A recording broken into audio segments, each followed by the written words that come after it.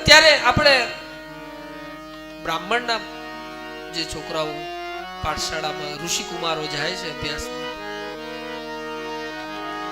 આજે આપણે સનાતન ધર્મનું જોઈએ તો એક ગૌરવ કહી શકાય. બનારસ આજે પણ પાઠશાળાઓમાં અભ્યાસ કરતા ઋષિકુમારો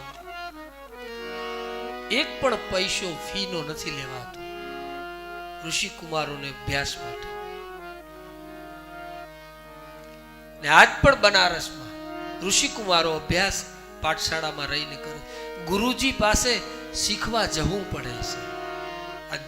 શાયદ જે કઈ મારી સાથે બનારસ કથામાં આવ્યા હશે ને ખ્યાલ હશે, ત્યાં જોયું પણ હશે પાઠશાળાઓમાં.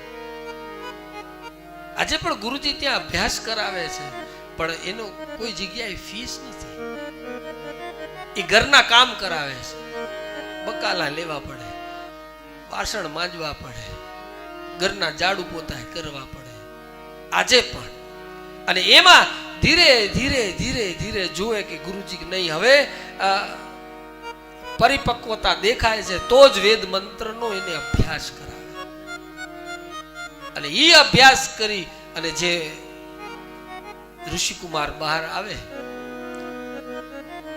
ત્યારે ઈ ગુરુના મુખેથી મળેલો જે મંત્ર છે ને, ઈ મંત્ર એ બ્રહ્મ વાક્ય કહેવાય છે.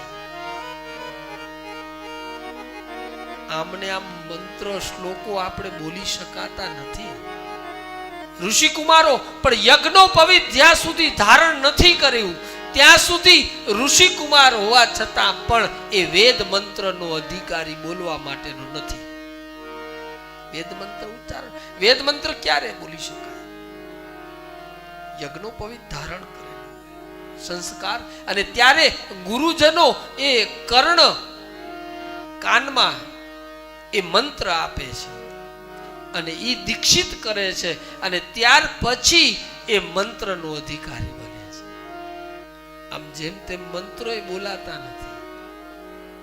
અને અહીંયા ગુરુજનો પાસે રહી અને જે શિક્ષા દીક્ષા મળે છે એ પછી જ મંત્રો શુદ્ધ ઉચ્ચારે અને પછી એ મંત્ર જ્યાં બોલાય છે ત્યાં પરમાત્મા સાક્ષાત હાજરી ત્યાં પુરાવતો હોય છે.